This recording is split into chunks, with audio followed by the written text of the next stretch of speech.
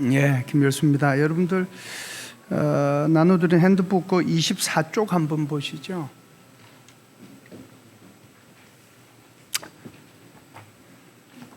저는요 오늘 홍인익 교수, 홍인익 박사님께서 말씀하신 그 내용에 대해서 이렇게 가타부타 얘기하는 것은 나중에 종합토론 시간에 충분히 얘기가 될 수 있다라고 판단을 해서 조금은 다른 차원에서 접근을 했습니다.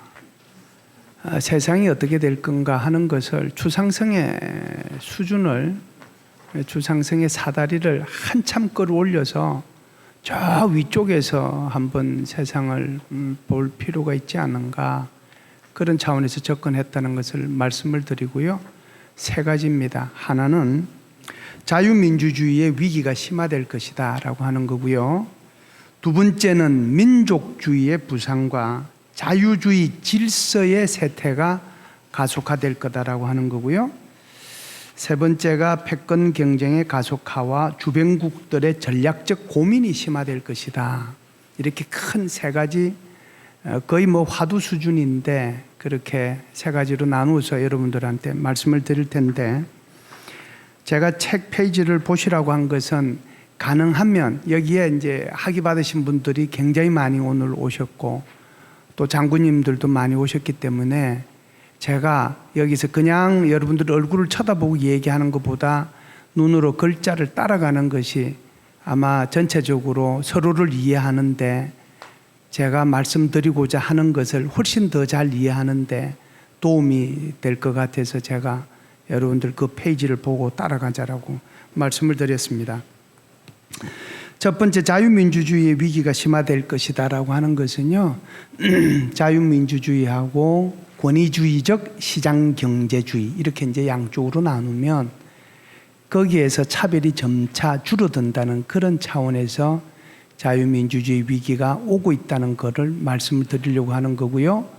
두 번째는 민주주의 국가라고 하는 것이 결국 국민이 지도자를 선택하는 건데, 그 국민들이 지도자를 선택하는 과정 또는 지도자가 선택되고 난 뒤에 국민들한테 파퓰리즘적인 그런 정책을 쓸 수밖에 없는 지금 현재의 그런 여러 가지 상황들이 민주주의를 위기로 몰아가고 있다. 그래서 이거 한 2, 3년 전에, 한 1, 2년 전에 포린 어페어즈에 수십 편의 논문이 실렸던 그런 적도 있습니다. 대충 제가 좀 요약을 해서 말씀을 드린다라고 여러분들이 생각하시면 좋을 것 같습니다. 한번 보시죠. 24쪽요. 1, 2차 세계대전과 탈냉전을 거치면서 민주주의가 번성하게 되었습니다. 개인의 자유와 인권을 보장하는 자유주의가 자신의 대표자를 스스로 선출하는 민주주의와 결합된 자유민주주의가 세계 표본처럼 보였죠. 그래서 19세기 후반에는 영국과 미국 등 민주주의 국가들이 글로벌 GDP의 대부분을 구성했지만, 지금은 민주주의 국가들의 GDP 점유율이 절반 이하로 떨어졌고 10년 후에는 민주주의 국가들의 GDP가 3분의 1로 떨어질 것이라고 IMF가 예측하고 있습니다. 민주주의의 지배력이 퇴색한 게 동시에 권위주의 국가들의 GDP 비중은 급격히 증가하고 있습니다. 1990년에는 프리덤 하우스가 자유롭지 않다라고 평가한 국가들이 세계 소득의 12%에 불과했지만 지금은 33%까지 올라갔고, 향후 5년 이내에는 중국, 러시아, 사우디 등 자유롭지 않음으로 평가되고 있는 이런 국가들의 GDP 비율은 서구 자유민주주의 국가들의 GDP 비중을 능가할 것이다 라고 하는 거고요. 이로 인해서 경제적 우위를 점했던 자유민주주의 국가가 전례 없는 경제적 약자로, 그런 지위로 내려앉게 될 것이다 라는 쓸쓸한 전망입니다. 과거의 자유민주주의 국가들은 상대적인 평등, 중상층의 급속한 증가, 그리고 권위주의 국가들이 훨씬 덜 부유했다는 사실 때문에 자유민주주의가 세계와 미래의 그런 어떤 표본처럼 보였습니다. 그러나 최근에 아랍 국가들과 중국 등은 비교적 자유로운 시장과 합리적으로 안전한 재산권을 결합한 권위주의적 시장 경제를 잘 운영하고 있습니다. 1인당 소득이 가장 높은 세계 15나라 중 거의 3분의 2가 비민주적 국가이기도 합니다. 따라서 권위주의적 국가들이 번영을 위해서 자유민주주의를 선택할 이유가 없어지고 있습니다. 두 번째는 자유민주주의가 가지고 있는 제도적 모순을 말씀을 드리려고 하는 건데요. 바로 이 자유민주주의에 대한 매력을 이런 제도적 모순 때문에 잃게 만든다고 볼 수 있는데, 개인의 인권과 자유를 존중하는 자유주의는 시장에서의 기회의 평등과 과정의 공정성을 중시하죠. 따라서 시장의 실패 또는 시장에서의 실패, 이걸 당연하게 받아들이게 됩니다. 그런데 시장의 포화가 있기 전까지는 시장 개척과 세계화라고 하는 것이 이런 자유주의를 떠받쳐 주었죠. 그러나 시장이 포화되고 경쟁이 심화되니까 자유주의 국가들과 권위주의 국가들 간의 격차는 좁혀지기 시작했고, 자유주의 국가 내의 빈부의 격차는 오히려 더 커지고 오히려 더 확대되었습니다. 민주주의 국가의 지도자들은 국민들의 선택을 받지요. 빈부의 격차라는 자유주의 결과를 극복하려면 선택받은 지도자들은 다음의 선택을 받기 위해서 파퓰리즘적인 정책을 펼쳐야 하는 그런 유혹에 빠질 수 있습니다. 결국 민주주의가 대중영합적인 그런 지도자를 양성하게 되는 것이죠. 인류 문명상에 있어서 독보적인 지위를 누렸던 자유민주주의가 이래저래 위기를 맞고 있다. 이것이 점점 심화될 것이다라고 하는 것이 첫 번째 암울한 전망이고요. 두 번째는 민족주의의 부상, 그리고 자유주의 질서의 쇠퇴가 가속화되고 있다라고 하는 것을 말씀을 드리겠습니다. 두 번째 점을 보시면요, 민족주의는 나폴레옹 전쟁과 함께 유럽에서 보편화되기 시작했죠. 식민지 전쟁과 반식민지 전쟁을 거치면서 전 세계로 퍼져나갔습니다. 그럼에도 불구하고 20세기 초 국제연맹의 회원국은 단 42개국 뿐이었고요. 그러나 지금은 유엔 회원국이 193나라입니다. 현대 국가 시스템을 형성하는 데 도움이 되었고, 반식민지 독립투쟁에서 주권을 향한 힘의 역할을 했던 민족주의였지만, 이제는 더 이상 민족주의든 국가주의를 주의든 이것을 내세울 필요가 없어졌습니다. 그럼에도 불구하고 한때 사라졌던 이런 민족주의든 또는 국가주의가 최근에 다시 살아나면서 we, 그들, them, 위네스와 them이 구분되기 시작했습니다. 2013년에 집권한 중국의 시진핑 주석은 위대한 중화민족의 부흥, 이게 민족주의죠. 국정 목표로 내세웠고, 2017년에 집권한 미국의 대통령은 아메리카 퍼스트, 국가주의를 전면에 내세웠습니다. 프랑스의 마크롱 대통령은 민족주의와 외국심의 뚜렷한 차이를 보여주기 위해서 애국심은 절대로 민족주의와 정반대다라고 호소했지만, 유럽은 시리아 사태 이후에 이민자들에 대해서 문을 걸어 잠그기 시작했고, 미국도 멕시코 장벽을 건설하기 시작했습니다. 탈냉전 후에 자유주의는 전성기를 맞이했죠. 국가들은 협력을 통해서 절대 이익을 창출해내기 위해서 머리를 맞대기 시작했습니다. 건강한 지구를 지키기 위해서 기후변화 협약이 체결되었고, 유럽안보협력기구도 창설되었고, 이로 인해서 적과의 동침도 가능해졌죠. 무역장벽을 낮추고 무역협상의 기반을 제공함으로써 원활하고 자유로운 무역을 지원하기 위해서 세계무역기구 WTO가 창설되기도 했습니다. 사람과 기업과 국가 사이에서 장벽이 무너지고 교류와 소통이 일상화되는 세계화의 세계화가 이루어졌던 것이죠.